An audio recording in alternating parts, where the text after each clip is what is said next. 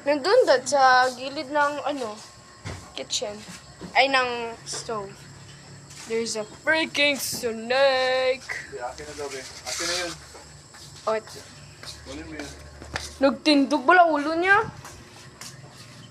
Ay, may color man yung ano niya. Cobra yan siya, dade? Tingin mo cobra siya? Boom. Boom. Dade, bakit siya kinapatay? Pagkagat siya? Gulog po siya. Di, what if nagdaan lang siya? Nagdaan, giatak ka siya, turbo. Pagkakaalam ko, ang ahas ginagawa lang yan nila for self-defense.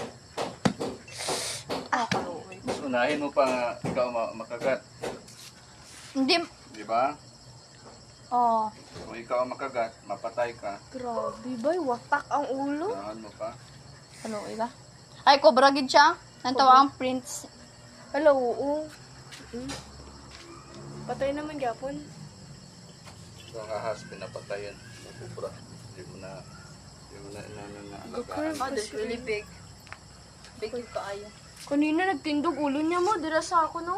May ganyan ba siya? Tingin niyo sa Ay, akin. grabe siya ka, Kasi ganyan siya ba? it's like a fish. Gano'n siya? you know?